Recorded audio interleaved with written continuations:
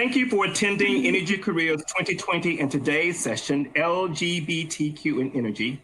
My name is Stan Pollard. I work for Georgia Power Southern Company in Atlanta, Georgia, and I will be your host and moderator for today's program. Before we begin, I want to offer a few housekeeping logistics as the world of virtual meetings is new to most of us. Our panelists and I have pre-recorded our remarks, but we are here live with you today as well.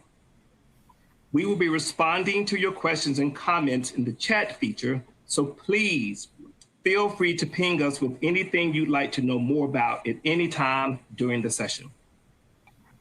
We are eager to answer your questions and help you understand more about careers in energy. In just a moment, our panelists will introduce themselves, but I should note that you will find more information about this accomplished group of presenters in the speaker bio tab on the right of your screen. A little bit about me. I have been in the energy space for about 17 years. I have been in resource planning, customer service, corporate communication, and I'm currently the director of marketing in the sales and marketing organization, where I have responsibility for product marketing, product development, energy efficiency, electric transportation, and smart cities.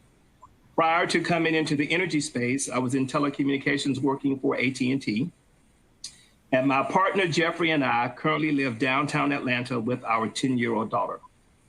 And at this time, I will let our panelists introduce themselves, and we'll start with Brad Jones. Hey, I'm Brad Jones. I am also in Atlanta, Georgia, and I work for Southern Company Gas. I've been with the company since 2006. I've worked in a number of different roles. I started with the company in internal controls, transitioned over to our retail division, and worked on the gas cost supply side of the business, doing a lot of the back office support and accounting for our trading, a lot of our energy trading activity. Ended up transitioning over to our corporate accounting group, where I'm at now. I'm currently the manager of that group and oversee a lot of our shared service accounting, a lot of our health benefits, pension accounting, and basically provide support to the whole portfolio of Southern Company Gas business units. Have, like I said, I've been with the company for a number of years. Prior to my experience here in Atlanta, I also worked for a few years in the mining industry in accounting and finance as well. Thank you, Brad. Brad Platt, please. Hey there. I'm Brad Platt. My pronouns are he, him, his, and I am the D&I program manager, diversity and inclusion program manager at Duke Energy in Charlotte, North Carolina, so not too far from my Atlanta friends. When I think about where I sit in the energy industry, and I sit in diversity and inclusion, I really am sort of blessed to how I ended up getting there, sort of that journey. I started off also in accounting, not in the energy industry, and I actually worked for a client that was in the energy industry, and I thought, how fascinating. It was really interesting and very fascinating, so I wanted to get in that space.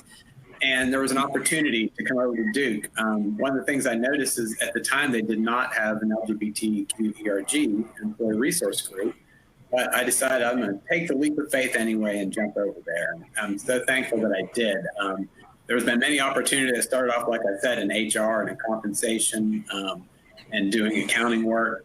But the whole time since I started that employee resource group, I had that knack of diversity and inclusion always, gnawing at me. So the opportunity came, I was able to jump over to diversity and inclusion. I've been in that space over here at Duke Energy for a few years now, and just so excited that I was able to make that leap, and then also to be invited to panels like this. So thank you for having us, and looking forward to the rest of it. Excellent. Erin?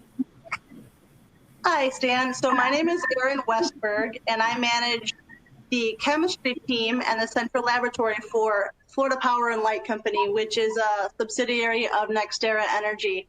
I've been with them about 5 years, but I've been in the industry about 20. I know I'm only 29, but my career has really spanned the Midwest, the Southeast, and I think a shout out to the Southeast is well deserved here. We wouldn't necessarily know that we're the diverse face of energy in the Southeast. again, we're breaking stereotypes every day. So my career started out in Iowa and went to Florida. I've been here about 15 years at different companies, and I'm really, really excited we have this space to talk openly about how amazing the energy industry has been and continues to be. So thank you. Thank you. Antonio? Sure. Thanks, Stan. Thank you all for having me today, and to everyone watching, thanks for tuning in. My name is Antonio Sulu. I use he, him pronouns, and I'm a senior program manager in capital strategy at National Grid, currently based out of our U.S. headquarters in Massachusetts. I joined National Grid this summer after graduating from Stony Brook University in 2017. So I've been a member of the industry for just about 3.5 years. I was initially brought on as an associate research coordinator to help deliver our New York City gas capital work plan. After a year of doing that, I was promoted to be a supervisor in operations, leading an emergency team out in the field in gas as well. Did that for about 2 years. And earlier this spring, I took on the role of senior program manager in strategy, where now help find ways to position our team strategically so that we can achieve net zero emissions. So all in all, what I found to be a very valuable about being in the industry, and specifically through my experience, is that over this short time period, I've been empowered to take ownership in a lot of different roles, as well as serve on the leadership board of our Pride US ERG, which is our network of LGBTQ plus employees and allies. Excited to share with everyone a little bit of my experience today. Thank you, Antonio. And John? Yeah, hi, how you doing? John Buckner. I go by pronoun he and his. A little different than some of my peers here today. I've been in the energy industry for 35 years. I started in the company 35 years ago as an engineer, and to this day, I'm still excited about being in the utility industry. I'm currently the president of our New York operating company, so we have a number of operating companies downstate on Long Island, in Brooklyn and Staten Island, also in upstate New York, and I'm the president of those companies. I have a couple of journeys that I would talk through, right? First off, just being in the energy industry right now and up to this point in my career was really about bringing energy to life for our customers. And I always found it exciting to be really at the forefront of helping the communities that we live in and that we work in grow and being part of that growth and provide the energy services to enable that. To this day, I'm still excited about that when I see the growth in the communities that we live and work in. But now at this point in my career, it's a different stage where really being on the forefront of changing the utility industry and really being at the forefront of that transition from a traditional utility to a clean energy company. And it's really exciting about what opportunities it has for not only us as employees in this organization, but also for our customers and our communities. And so really live by the credo of, making it a fair, clean transition when no one gets left behind is really a pretty exciting time. On a personal level, I'm also chair of the CWD, Center for Energy Workforce Development, but also at National Grid, I'm the executive sponsor for our Pride organization, or our Pride ERG. I work closely with Antonio. And, as an ally and being, the executive sponsor, it's given me a unique opportunity and probably the most personally rewarding experience I've had in my 35 years. I'd be more than happy to talk more about that, but very proud of not only where we've come as individuals, but also as an organization and culturally where we've come is something I'm very proud of and I'm proud to be a part of. So thank you. Pleased with the diversity of the backgrounds that we have, experiences. So let's get ready to have a free-flowing discussion, if that is okay with all of the panelists, and I'll go ahead and get started. And I'm going to start with Brad and Brad. You both have been in the industry for quite a while. How have you seen the energy industry change to be more supportive of the LGBTQ community? And let's start with you, Brad Jones, please. Sure. I would say I'm constantly amazed at the progress that has occurred in roughly the last, say, 2 decades. That I've been in the workplace. I really, of my own initiative, entered the workplace kind of operating under that don't ask, don't tell model of being. I think it's normal to come into a new organization and you kind of fill out the culture and you sort of understand, what the atmosphere is like. And I would say for Southern Company Gas, as with so many other companies in our industry as well as others, the turning point was really these employee resource groups, or affinity programs, as they're sometimes referred to. That was hugely important at Southern Company Gas to really see executive level leadership step forward on support the formation of our first LGBT employee resource group. We happened to have a senior level VP who pulled together a group. I was part of the original group of people. I think we cobbled together a team of 10 to start our employee resource group. And it's absolutely amazing at how much energy was really there and was just waiting for the permission to come out. As soon as we formalized that group and we started getting these explicit messages from executive leadership about really embracing people's ability to bring their full, complete self to work. Suddenly, colleagues who've worked with each other 4 or 5 years suddenly are coming into the office and acknowledging their partners and their friends and what they're doing. And for me, it was just so it was kind of freeing, because you don't really realize the amount of energy that you spend kind of trying to cover that aspect of who you are. When you get that explicit message from your leadership, you really do get that permission to just let all that go, and you come to work. And what I find is so interesting is I spend more time focused on my work, because when you know that you're supported, you're embraced, and you're working for leadership that really promotes you being authentically who you are, you focus on your work. You're not distracted with covering and thinking, well, what does this particular shirt say about me today? Or, well, what does this person think or that person think?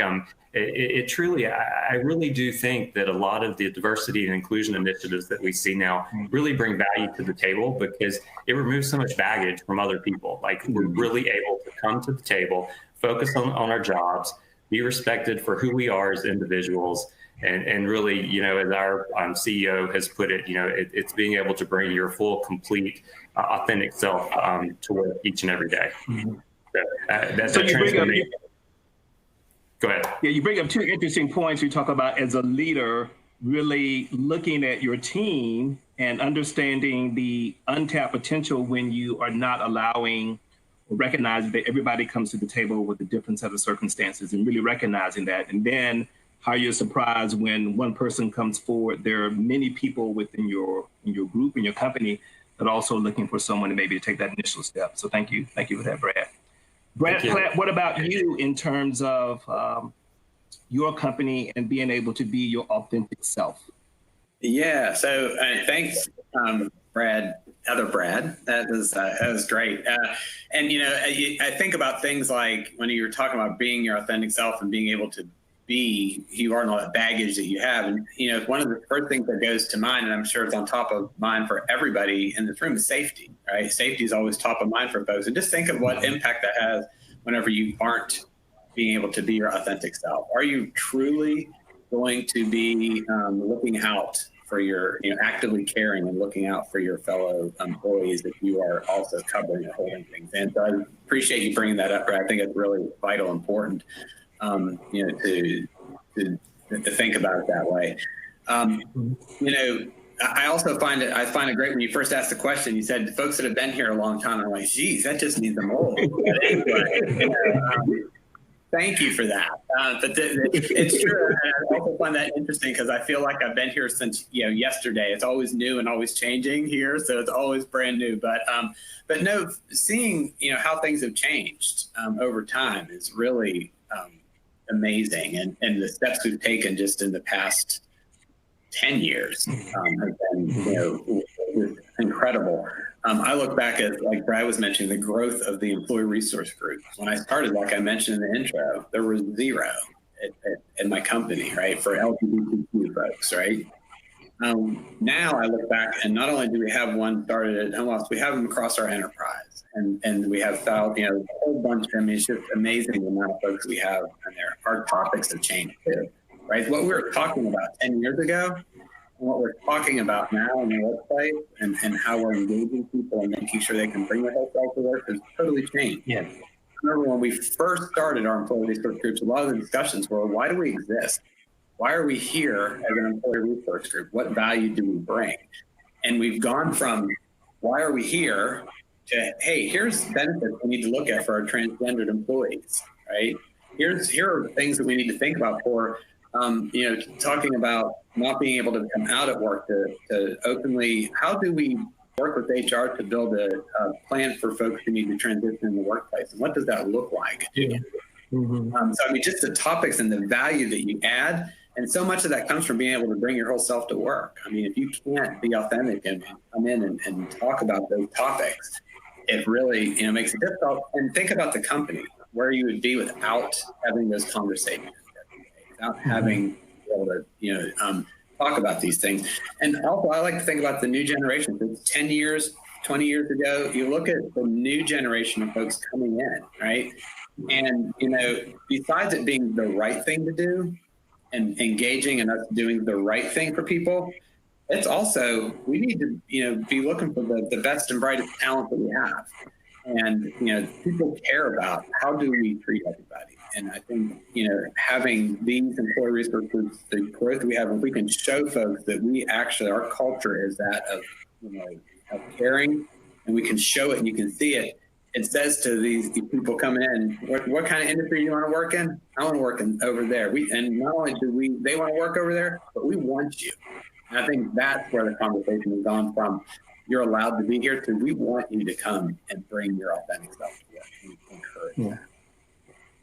Sure. So I will brush myself also with that, having been in the industry for a while. I'll take that mantra also.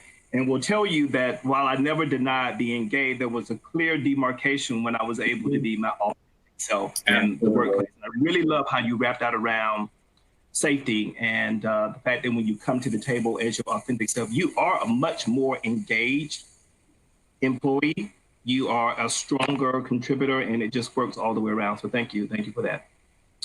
John, you are joining us today as an ally and as a leader of your organization. What role do allies and leaders such as yourself play in creating inclusive cultures in industry companies?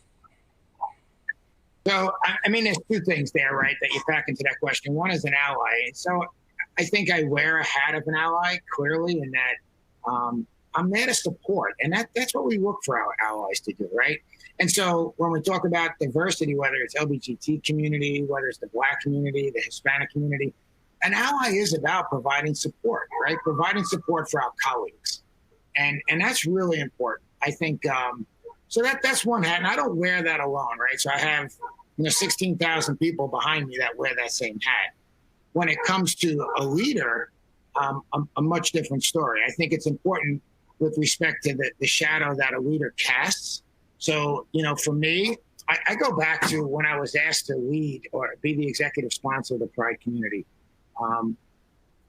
I really didn't know what the responsibility was. I knew we had a Pride community. I really wasn't too engaged in it. And I thought, well, I certainly am accepting of whatever the diversity is in the organization, I'm accepting, but that's not enough. For a leader, that's just not enough. And so, you can be a silent leader, but you're not leading an organization as far as diversity if you're doing it silently. So I always remember, it's kind of funny, Stan, I was interviewed by the chair of Pride and whether or not they would accept me as their executive sponsor. I was recommended by the executive team, but it was important that the Pride organization accepted me.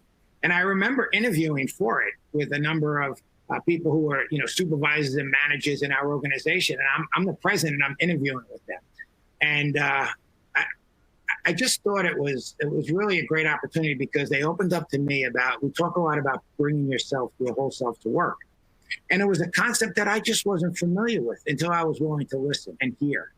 And I tell you, it wasn't until then that it dawned on me that all of this pent up capability that our organization has, that's not serving to deliver for our customers, not serving to deliver for all of our stakeholders, whether it's our shareholders, our regulators, our communities, because of people not feeling accepted and the impact that it has. We heard from others already about what, from Brad, what that impact is.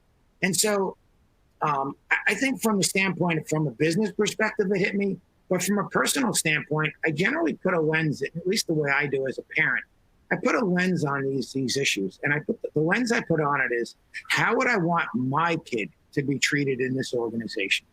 And for me, it was easier for me to build on that than try to understand what my colleague, Antonio or John or whoever, how they were dealing with it, because I couldn't fake understanding how they felt about not being accepted. It wasn't something that I understood, but I did understand and become passionate about, what if it was my child?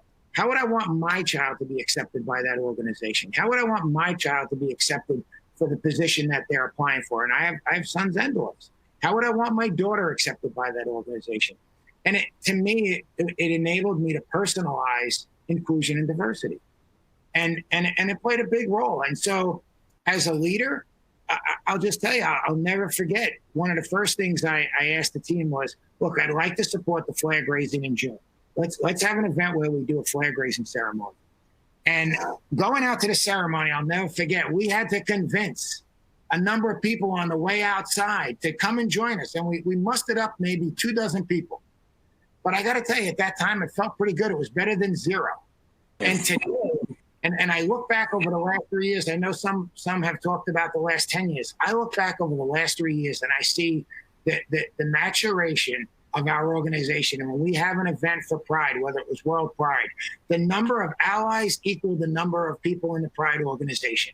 And just the acceptance of it. When I think about how we start our meetings at National Grid with diversity and inclusion moments and stories, such as the story I'm sharing with you, so that people understand that, hey, it's okay to have a feeling about it one way or the other. I'm not asking you to adopt someone's lifestyle. I'm asking you to accept them as a human being. And so when we have these stories and we share those stories, it is, no pun intended, with great pride that I share these experiences with others. And that's the shadow that we expect our leaders at National Grid to cast in this space. Accepting, and there is embracing. I love that. And I love how you have personalized your ally role and were able to connect that around how you would want your sons and daughters to be treated and viewed. I really love that. I'm going to ask a question now of all the panelists, and that is, I'd like to hear from each of you about your company's environment that allows you to be your authentic self. And I'm going to start with Erin. Your company, your environment, what allows you or does not allow you to be your authentic self? Erin? So I'm going to share a story about my family, my beautiful family. So my company, every year, they put out a benefits package, and to make it more human, they enlist the help of the employees and put those faces, right, real faces of our real coworkers, so that we digest the content and we understand that these benefits are for us and our families. And so, as an example, I will show right here my lovely wife and my daughter, who is 7. We're on the benefit tent card that they put in the corporate office. And I'll throw out the literature. It floored me when I was asked, because you don't think how unique you might be until you realize that it takes someone who looks like you, feels like you, to somehow strike that chord and get you to pay attention, whether that's in a conversation about your day job, a conversation about benefits, or just a conversation about how we as a community can be good coworkers. So that's one great example that I'm just tickled to be a part of, and that has actually kind of engaged me into this more of an advocate role. Hey, I'm just trying to be the best chemical engineer I can, but if I can advance, the people, then that's perfect. Very good. And I clearly remember the day at Southern Company when the health benefits were expanded to be more inclusive of the LGBTQ community. I was sitting in the room, and when the HR person was giving the update about what was going to happen next year, my eyes got wide because I never thought I would see it. So congratulations on you and your family being a part of that journey for everyone else. And Antonio. When I was with Duke, actually, I was with Duke at the time when we adopted our daughter, and we had a huge benefit for adoption assistance. And that is not something that I took lightly. I mean, that was huge for me and my wife. And, Yes. So kudos to Duke as well. Very good. Antonio, what in your company, what allows you to show up or not show up as your authentic self? Sure. Thank you, Stan. So some of my fellow panelists may agree on this, but if your company has many different office locations in many very different cities, what I've noticed is that the environment and culture in that office is going to differ depending on where it is.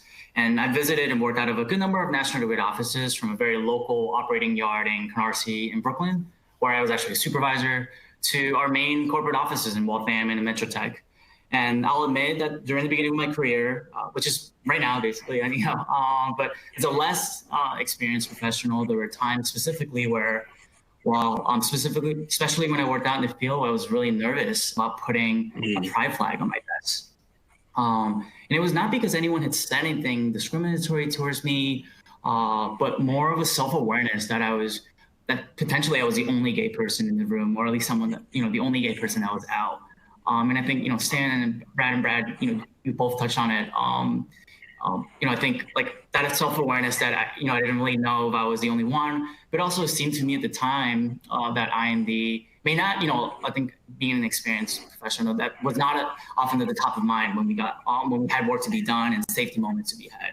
John, you talked about it earlier, but what I've learned and experienced since then is that wherever I may be working, whatever my background may be, there always ended up being a leader or a mentor who, when I share my experience with them, though they've never heard it, took accountability on themselves to help create a safe space, and asked me very thoroughly, what can I do to help create a culture of inclusion where you'll feel comfortable putting this flag, on your desk. And I think especially over the last 6 months, as we've moved to more remote working, what's been really encouraging for me is that there have been a lot of senior leaders that have created room intentionally on their agendas to start meetings with safety moments, followed by diverse and inclusive moments at the end of at the beginning of every meeting.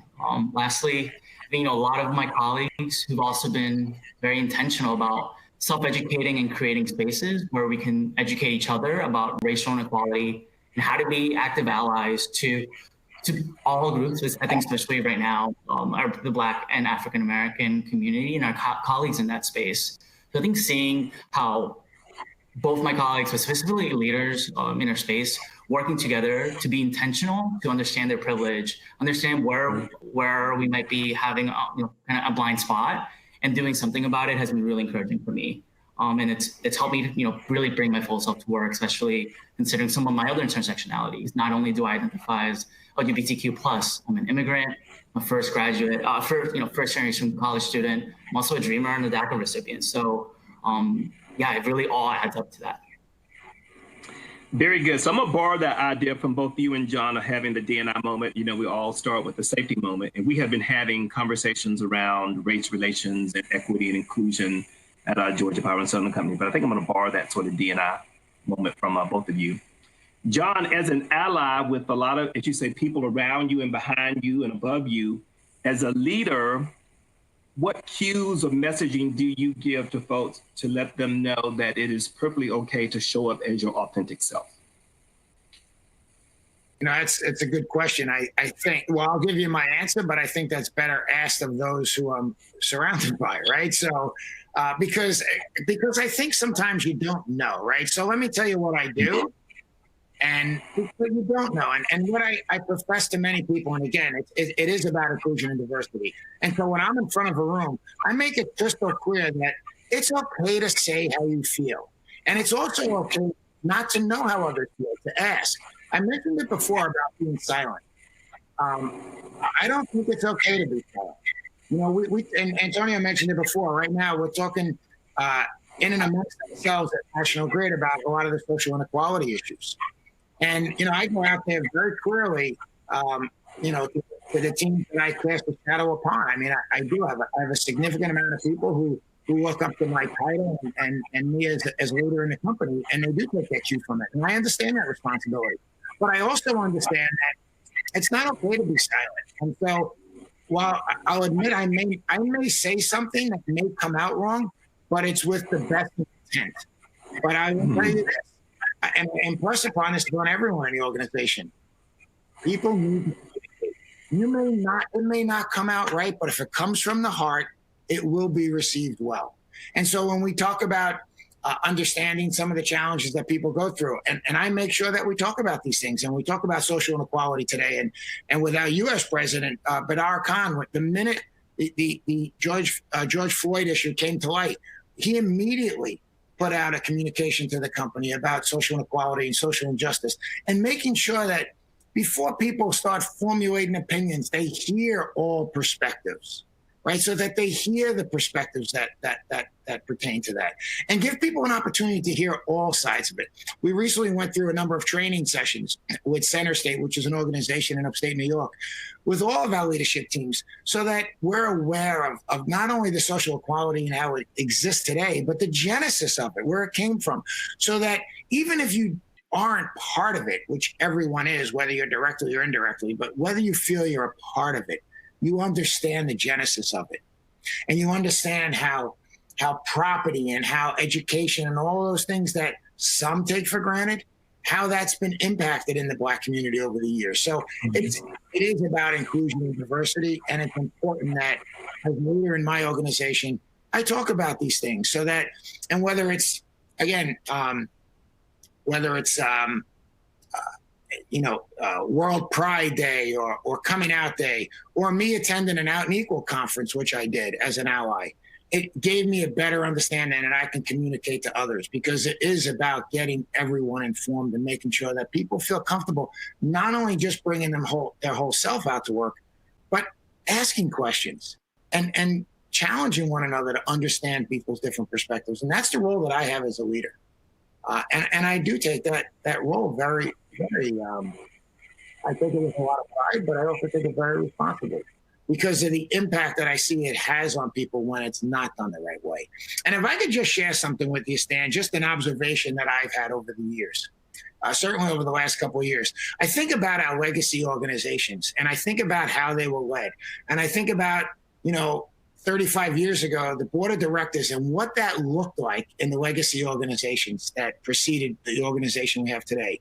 And I think about the flaws that they've made in their decisions over the years, whether they were investment flaws or the directions of the company, and how ultimately those decisions led to the demise of those organizations to make room for others to come in. And when you think about those boards, they were handicapped. They were filled with the same, look, I'd like to think of myself as a young white guy, but I'm probably an old white guy, right? But they were filled with a bunch of the same type old white men making decisions. And I ask you and everyone else on this call, what diversity of thought do you think came out of those rooms? Probably very little. And so that is a secret sauce that we have working for us today, is that we're willing to listen to all these different perspectives, and it puts us in the best position to make sustainable change going forward. And I really believe that. Very good. And like you said, educating yourself on the issues is key. Asking questions is key. Now is the time to ask questions and to give yourself permission to sometimes be a little inelegant in terms of how you ask, a little clumsily, but ask for permission, but do sort of ask and speak up. So very good there. Mr. Brad Platt, in terms of your company and the environment, what enables you and others to show up as your authentic self or not show up as your authentic self? So as everybody was talking, I'm like frantically taking notes, because this has been a great discussion already. I'm digging it. So, and the more I thought about it, I would say what allows me to be my authentic self at work starts with the top. And I think we talked a little bit about that. And when you see the messages coming from our CEO and our senior leaders, and the passion they have around that, it does make a difference. And I had all these other notes, but I think that's where not only that's where it starts, but it gives people then permission, like you talked about, to have those discussions. Not only permission, but we want to have those discussions about everything, about LGBTQ in the workplace, about, we did the same. I heard a couple other groups that, had all the great discussions after the murder of George Floyd, what that felt like to employees, and it just opened up so much for people to share their truth. And I think having senior leaders buy in allows people to hear each other's truths, which is power. It's really powerful. So I think to me, that was easy for me, to be honest with you. It's also different when you're in a corporate center, right? For me at a corporate center, I walked in day one, put a picture of me and my husband on the desk. I'm out. Ta-da, done, right? Wasn't hard, easy. But we've talked a lot about all the progress we made. We also need to keep in mind we've got a lot of work to do. And I say that with seriousness because we do have work to do. We have work to do to make sure that everybody in every location that we have across all of our enterprises as energy companies feel the same way that it feels in a corporate center, which tends to be a little easier for folks to be their authentic self. So I would challenge all of us to keep in mind all the amazing progress we made, but all this is about culture change. And that's the hard work. That's the difficult stuff.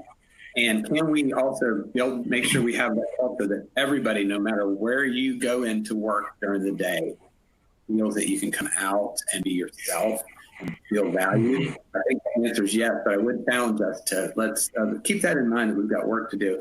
And just one other thing, I would mention our allies and the importance of allies. John, thank you for being an ally. It means so much to have strong allies. And I say this every time I talk to folks. If I'm out there advocating and doing stuff, I'm the gay guy waving a flag. And that's great. But to have an ally pick that flag up and wave it for me, boy, does that make a difference. So thank you for that. I think our allies and our leaders really do empower the folks at Duke Energy so that they can bring their full self to work. And I would just encourage us to keep on working. Mm-hmm. So Brad, you spoke a whole kernel of truth there as it relates to there is still progress to be made. A lot of great progress has been made. And I agree with you wholeheartedly. I'm in Georgia, but I'm in Atlanta, Georgia. Mm-hmm. So right. But I'm also in a big urban city.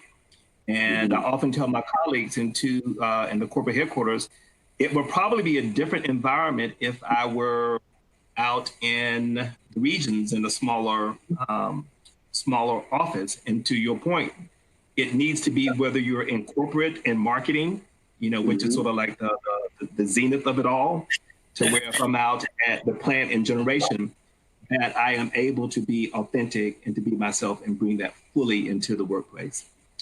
Mr. Brad Jones, we work for the same parent company. I'm always intrigued at the way you describe the environment at gas. So in terms of your company and being able to be your authentic self, how has that been, or the good or bad of that for you? So, yeah, I've heard some really great stuff here. There are certain words and phrases that are really sticking with me from this. John's words about how to do this the right way and the wrong way. Also, Brad's use of the word truth. And to me, those are all kind of related, because the thing that really matters to me is that I want to see my employer truthfully, completely, comprehensively embrace this concept. Like, I'm looking to see that D&I and these ERG groups and this whole effort, it's about more than just an HR strategy, that it's really about how we do business. And the phrase that I hear used often at Southern Company Gas is that we want to reflect the communities that we serve. And, when I see the company fully embrace across all dimensions of how we do business, these concepts of inclusion and diversity, we've done significant work in the area of supplier diversity, where we're ensuring that external vendors with whom we do business, that we're also considering diversity and inclusion in regard to those stakeholders. I've been involved in some nonprofit work here in the Atlanta area, and actually had a senior leader approach me about making a contribution through the company's civic participation program to a nonprofit I was involved with. To put it kind of simply, I guess I'm one of those people, I like to see someone put their money where their mouth is. And that's really what I see authentically with Southern Company Gas, is we're really willing to take these concepts and embed them in how we do our business operationally. And so we're looking at dimensions of diversity and inclusion not only outside of HR, recruitment, all that, but with our vendors, with other stakeholders, and really starting to make good progress in those areas. We've traditionally for several years now tracked a lot of our external spend with Black and female-owned businesses, and recently, I think as of last year, we started keeping similar metrics around our external spend with LGBT-owned businesses. So that's really exciting to see us take it to that step. And it's those types of initiatives, when I see the executive leadership really embrace those types of things, that it kind of tells me that me coming to work just as a gay man, don't sweat it. Like everything is good, because we're really, this is the path forward, and this is how we will be competitive, and this is where we'll gain value in the future. I mean, I think this really is a part of our long-term business strategy. Very good. And like you said, it's not about tolerating, it's about embracing diversity and inclusion. Right. And to your point, we can smell when it's just an HR strategy with not any kind of real value behind it. Absolutely. So thank you for that. Yeah. Antonio, you graduated about 3.5 years ago and have entered the industry the most recently of all the panelists. I'd love to hear about, as an engineer and person who identifies as LGBTQ, what were you looking for in an employer? Sure. To preface my answer, I'd like to share my experience prior to working full-time. So as a student, one of my main drivers as I decided on what career path to choose was that I really wanted to be involved in projects that would make maximum public impact as much as possible. So I ended up studying engineering because I knew that I would be able to really use my skills to help the public. And after graduating, I looked into specifically within utilities and energy because I knew that every day millions of people rely on us to keep the lights on and the heat flowing. And specifically for me, I grew up in a really poor neighborhood, single mom.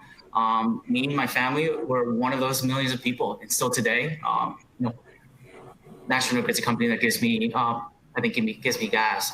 So to summarize that, as an engineer, I was looking for a company that was positively impacting the world around me. But as someone who identifies as LGBTQ+, and the intersection that I mentioned before, I think specifically also being like Asian American, I was constantly looking for a place where I would fit in and could be myself. So as an applicant, I looked at employers that had employee resource groups. So we'd had a lot of conversation around that. But specifically, if I go on their website, was I able to see, this idea of like, are you putting your money where your mouth is? Is there social and corporate responsibility efforts specifically to support the LGBTQ+ community or the affinity groups that I identify with? I also did that by looking at the company's track record and online presence to see how they supported these companies. So I checked, and it's interesting because I think this is more recently, at least within my network of people I graduated with, we're looking as specifically as the equal employment opportunity statement on companies' websites to see whether it mentions gender and sexual orientation and citizenship status as a protected class. I'm also looking at corporate equality index score. That really gives an indication. And I think the Human Rights Campaign have done a really great job to help accelerate of how fast different corporate companies move towards equality.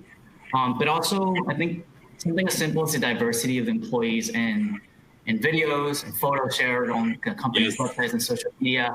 I think not only is it important, intentionality to be diverse and inclusive will show because, I think will show in a lot of different assets, specifically external facing. And I think for me, more specifically, how I found out about National Grid was going through a career fair at my college. So the team members that companies are sending to these career fairs are these folks that are diverse. Not just from a technical perspective, right? I think, my background was in civil engineering and I got a chance to talk with a lot of different engineers, but also from a personal perspective. And were they excited when they talked about the type of work that they did? And did I see my own intersectionalities represented? I think some of you on the call might resonate with this. Very regularly, I'm ready to explain, why we share pronouns. Or what does it mean, to be cisgender versus not cisgender? So I think being able to talk with leaders and representatives of the company where I don't have to explain those leaders have gone out and done their own educating was something really big for me.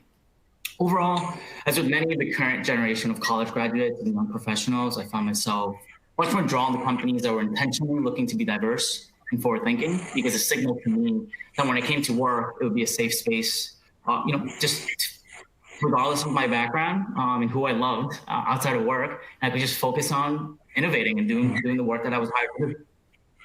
Yeah.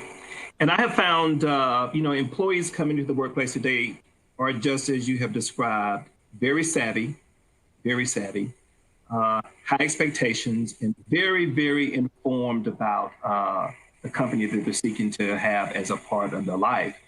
And the whole world of the internet allows, our new employees to learn a lot of information that maybe in the past some companies have tried to maybe not be as forthright about, but it's all out there now. So it's good to hear that if I'm trying to hire someone, the work that they're doing behind the scenes before they even pick the phone up and I talk with them. Yeah. Erin, one more thing I'd add, and is, I think even 3 years ago when I was applying to work, top of mind was I need a job that was stable and secure. Kind of second line here is, will the type of work that I'm doing be impactful? And then the third kind of, was, if I come to work, will I be included? But I think right now, more recently, this time and age, I think what you mentioned, I think the access to digital and the internet, space, people really, I think that's kind of first to second kind of requirement. Am I going to be able to come to work, not worry about who I, kind of my background and will I be accepted? It's an expectation that I will come to work and be accepted so that we can really continue moving forward. Absolutely. Erin, thank you for representing the women of the industry. Our panel is fairly representative of the industry as a whole, as about 25% of the industry is female. How can being a woman in this industry be a strength? I'm gonna repeat that. How can it be a strength?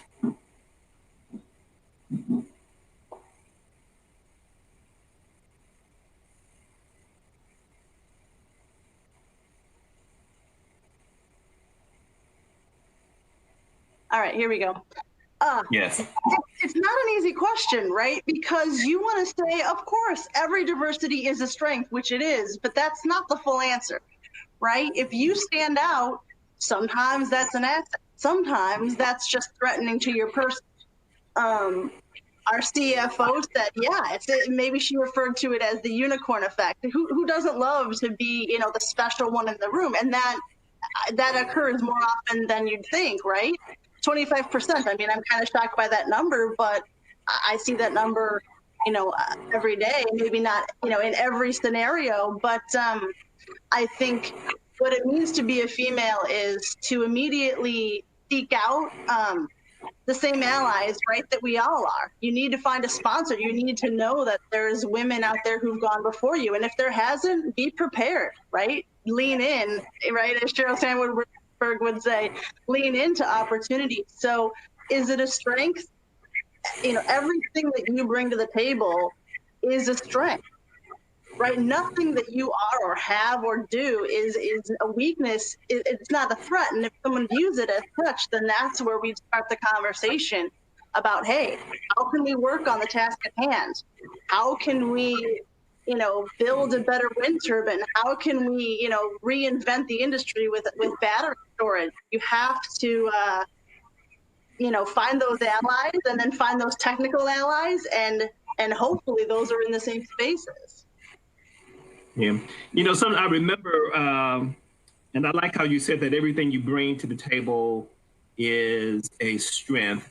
And a lot of it, I remember the company where there were certain jobs that were dominated by males, by men. And that when a woman stepped into the role, it was also that she was capable of doing it, but then it was also the culture and the dynamics of, raising my hand as a Black person around the group that normally went to lunch together. They talked about this activity. So what did that look like when you move beyond sort of you got the technical capabilities and know-how, but now it's more some of the cultural nuances that may not be where they need to be? So, gosh, I start with, again, it has to be one-on-one relationships. I can't fix everyone. I have to fix, let's have an honest dialogue about being the first woman in this role. I mean, you know, or in this department, or hey, this department doesn't look like me. Some of it is just not being afraid to say, hey, listen, there is not racial equity. There is not, you know, gender wage, you know, parity here. Let's evaluate that. Like, I'm not afraid to ask that questions. I know senior leadership looks at that, but, you know, maybe I don't know that. And I better be able to, as a leader, provide that information for people so that we all feel safe, you know, and try to get to a more transparent place. And so clearly I'm not the kind of person who, you know, sits and waits for permission to chat, but that has taken a lot of work, Stan. You know, I was very easily just, you know, the wallflower, just waiting to be told, you know, how to be and where to go. This is a lot of shoulders and a lot of hand holding along the way to get to, we've got to make it better, and we are making it better together. Very good. And so this concludes our sort of discussion. This has been a great group of panelists, fascinating, of the LGBTQ community and our allies. It has been wonderful. I have enjoyed listening to how you all have been able to be your authentic self. I have enjoyed each of us talking about the progress that has been made, but that is still to be made. So that has been very, very refreshing. And again, I think it's great that you can still, as a member of our community, have a thriving career in the energy space. So thank you to our panelists and to those of you who have joined us for today's session. It has been our pleasure to share our pride and passion for what we do. While this session is over, the information and opportunities here at Energy Careers 2020 continue. I urge you time to check exhibit hall and talks to learn about the industry-related job and internship opportunities. You can also visit our chat rooms to connect with other industry ambassadors who will gladly answer any questions you may have. You can find the schedule for all of the day's events at the bottom of your screen.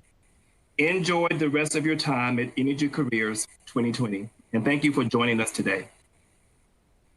Thank you. Thank you.